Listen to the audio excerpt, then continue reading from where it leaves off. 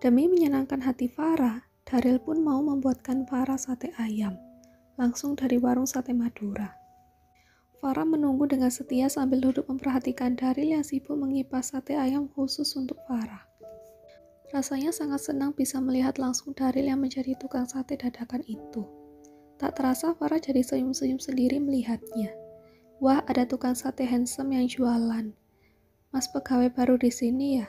Tanya salah seorang ibu-ibu yang baru saja masuk ke warung sate itu. Daryl hanya nyengir memamerkan giginya. Malas juga kalau harus menjelaskan kalau sebenarnya dirinya cuma memenuhi keinginan ibu hamil. Tak hanya satu orang ibu-ibu yang mendekat. Gara-gara tukang sate good looking ini nongkrong di depan warung sambil kipas-kipas sate dengan manja, para ibu-ibu, janda, nenek-nenek, dan remaja putri jadi tertarik untuk ikut beli sate di sana. Saat itu juga warung sate Madura tersebut dipenuhi oleh kaum hawa. Daryl kaget, apalagi si pemilik warung sate. Pemiliknya yang asli orang Madura itu kelimpungan sendiri karena tiba-tiba warungnya dipenuhi oleh pembeli yang bahkan rela antri hanya demi mendapatkan sate dari Mas Handsome. Mas, aku mau 5 bungkus sate ya, sekalian sama Mas Handsome yang dibungkus. Boleh nggak? Tanya salah satu ibu-ibu yang berpakaian daster. Daryl nyengir kuda poni ke arah ibu tadi, biarpun sesungguhnya geli di dalam hati. Mas Handsome udah punya pacar belum? Soalnya aku mau memaksa untuk memantaskan diri, ucap seorang perempuan muda bertubuh tumbun pada Daryl. Lagi-lagi gigi Daryl harus kering karena nyengir lebar. Sempat terlintas kalau takut juga membayangkan badannya ditindih badan tambun perempuan ini. Saya sudah punya pasangan, Mbak, jawab Daryl kemudian. Begitu mendengar kata-kata itu, deretan para perempuan yang mengantri di sana langsung kecewa dengan suara riuh. Emang pasangannya Mas Handsome itu secantik apa? Palingan juga lebih cantik aku kan, Mas? Sahut salah satu ibu-ibu dengan rambut lurus hasil rebonding. Ia berkali-kali mengibaskan rambut rebondingnya, mengalahkan Anggun C. Sasmi yang jadi bintang iklan sampo. Daryl geleng-geleng kepala dibuatnya. Gara-gara diserbu oleh para kaum hawa begini, Daryl jadi terpaksa membantu si pedagang sate untuk berjualan.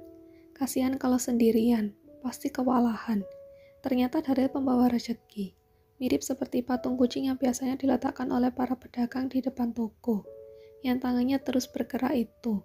Atau mungkin saja ini rezeki dari janin yang Farah kandung. Itu pasangan saya lagi makan sate di pojokan, kata Daryl kemudian sambil menunjuk meja di pojokan tempat Farah duduk. Di sana Farah tampak sangat kalem sambil menikmati sate ayam buatan Daryl.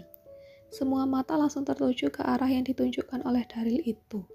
Para perempuan yang berada di sana langsung kaget ternganga begitu melihat pasangan Daryl. Ternyata bibit unggul.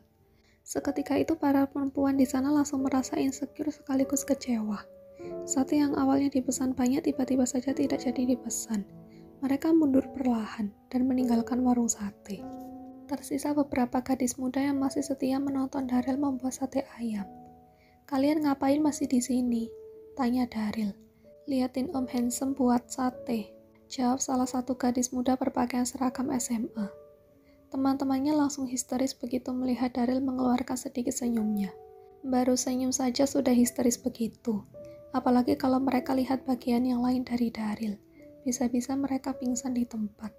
Mau beli berapa bungkus? Nanti Om yang traktir, ucap Daryl kemudian. Lagi mereka histeris begitu kembali mendengar suara Daryl. Daryl mengernyit heran melihat tingkah ABG labil di hadapannya itu. Udah handsome ditambah baik mau traktir kita. Idola banget sih Om ini. Jualan sate aja tetap ganteng, apalagi kalau Om jadi CEO perusahaan besar seperti di drakor yang sering aku tonton itu Om. Celetuk salah satu gadis SMA. Jadi CEO perusahaan terus naik mobil sport mahal. Terus ketemu sama anak SMA seperti kita secara nggak sengaja. Lalu pertama bertemu saling benci, tapi pelan-pelan saling jatuh cinta. And happy ending. Mirip cerita di drama Korea kan Om? Sahut satu gadis muda lagi. Daryl terengah-engah sendiri mendengar cerita halu versi drama Korea gadis-gadis remaja ini. Belum tahu saja mereka kalau Daryl memang CEO asli di perusahaan besar dan sedang jatuh cinta pada Farah. Berharap nanti akan happy ending juga kisahnya. Om, apa Om gak ada rencana cari sugar baby? Aku mau kok jadi simpanan Om. Lagi salah satu gadis muda itu nyeletuk seenaknya. Gadis itu mendapatkan protes dari teman-temannya yang lain.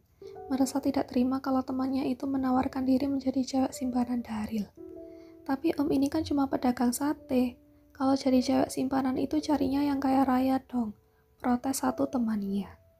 Nggak apa-apa pedagang sate, asalkan good looking begini aku mau aja, jawab gadis muda lagi. Lagi suara riuh protes gadis-gadis remaja ini membuat Daryl geleng-geleng kepala. Sarang he om, ucap salah satu gadis muda sambil menunjukkan jari telunjuk dan jempolnya yang menyatu membentuk gambar hati. Daryl menggaruk kepalanya bingung. Itu artinya apa? Tanya Daryl.